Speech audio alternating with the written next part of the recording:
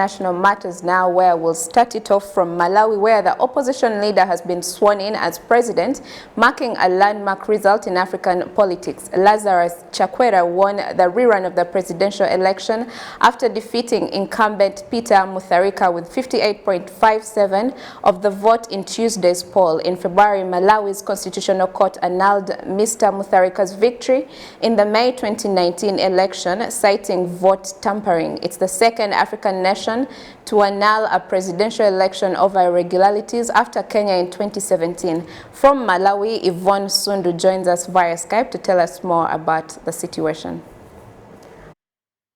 And thanks for joining us today. Thank you so much. So tell us the situation and mood in Malawi right now. Well, the situation or the mood is that of excitement. Hordes and hordes of people have been celebrating, especially since last night when the Malawi Electoral Commission announced the results of the Tuesday's presidential elections. After that announcement, people started thronging into the streets of the major cities of the country, especially the capital city where they had been partying up until today morning. And then in the morning today, that's when the swearing-in ceremony took place in the capital city. Where also hordes and hordes of people thronged the venue just to witness the occasion of the swearing-in of the 60th President of the Republic of Malawi. Speaking of swearing in, the president was sworn in less than 24 hours after he had just been announced winner. Isn't this unusual? Why the rush? Well, that's a tradition in Malawi because basically what happens is that while the Malawi Electoral Commission is vetting or tabulating the results as they're trickling in from different districts of the country, preparations are already underway in the capital city of the swearing-in ceremony. If it's not in the capital city, then they are taking place in the commercial hub of the country, which is Blantyre. So that's a tradition such that every time the announcement is made, people are used to the fact that the next day the swearing in is going to take place. So there's nothing unusual. This is how things are done in Malawi. However, what normally happens is that the first activity is the swearing in ceremony, and then the next activity is the inauguration. So in this case, this year, the inauguration is going to take place on July 6th, which coincides with the Independence Day of Malawi. So there are going to be two big events that are going to take place on July 6th. And from the reports that we are gathering from government authorities, the inauguration is going to take place also in Lilongwe, but the venue is yet to be advised. I see. In your opinion, what loopholes did the people of Malawi see in Mr. Mutharika's government that made them choose otherwise, vote for the opposition?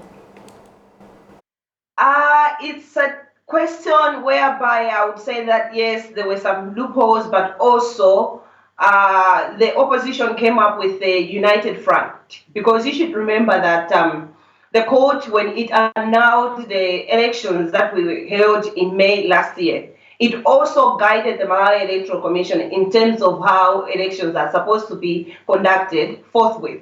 Initially, Malawi was one of the African countries that was following the first past the post system, whereby the winner is declared based on amassing majority of votes. But the ruling of the court in February also advised the Malawi Electoral Commission that that was unconstitutional. Therefore, Malawi needs to start following a system where the winner is declared based on 50% plus 1, which meant that automatically all the four political parties that were interested in contesting at that particular moment, none of them was capable of pulling the 50% plus 1, and that resulted in two major alliances. The Democratic Progressive Party, which was the party that was just ruling, formed an alliance with one of the parties that, with the party that was that ruled Malawi soon after gaining democracy, which is the United Democratic Front. And then on the other hand, the United Transformation Movement also formed an alliance with the Malawi Congress Party, which is the founding party of Malawi politics. When you talk of Malawi politics, all these political parties are coming from the Malawi Congress Party, because this is the party that was led by Hastings Rwanda, who is the founding and father of the Malawi nation. Now, because of these alliances, even from the word go, in a way, there were people that were convinced that the opposition already had the votes because they were doing the calculations based on the votes that the leader of the UTM who contested in May last year got, and similarly, and then they were adding those votes to the to those that Lazarus Chakwera got last year too. So in a way, that gave the opposition the impetus to be confident that they are going to win. But also, one of the things that perhaps needs to be highlighted is the fact that there were issues with the people, especially urbanites. They had issues with the previous government. It was being accused of rampant corruption. It was being accused of nepotism, whereby people from a certain region, in this case, from the southern part of Malawi, were being given positions in big companies without necessarily undergoing interviews. So those are the kind of issues that people, especially in the urban setting, had with the former ruling parties. Because of these issues, at the end of the day, that is why we are having a situation whereby we have an opposition leader who has been sworn in as the president of Malawi. I see. Briefly, Yvonne, what are people expecting from this new government? Will Malawi's new leader heal the nation? I would like to believe that the expectations, from my analysis, that is, the expectations are high, because you should understand that we are coming from an era where most Malawians are not that exposed, but today Malawians are exposed. I should also mention that there's a section of Malawians that are always stimulated by the achievements that President Paul Kagame has been making in Rwanda. So most often than not, Malawians are looking for leaders like Kagame and the other leaders that we have in Africa. As a result, the expectations are high, the stakes are high for the new government to make sure that they are meeting the needs of not each and every Malawian, but a majority of Malawians.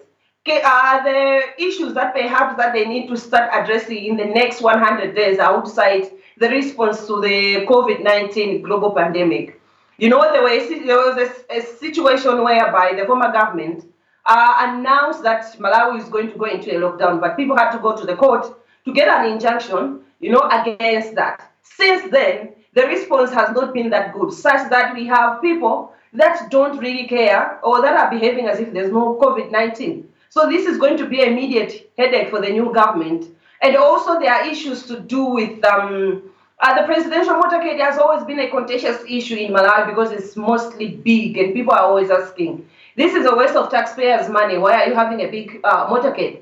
And another issue is coming up with a cabinet that is going to appeal to a majority of Malawians or all Malawians, in the sense that it doesn't have to really be full of politicians per se, but technocrats, people that have got a good understanding of issues. If you have somebody who is a minister of agriculture, it has to be somebody who is well versed in issues to do with agriculture or irrigation, just to mention a few. So in summary, those are the kind of issues that immediately Lazarus Chakwera has to hit the ground rolling and then running rather, and then address. Well, thank you so much, Yvonne Sundu, for speaking to us this evening. You're welcome. Night and stay safe.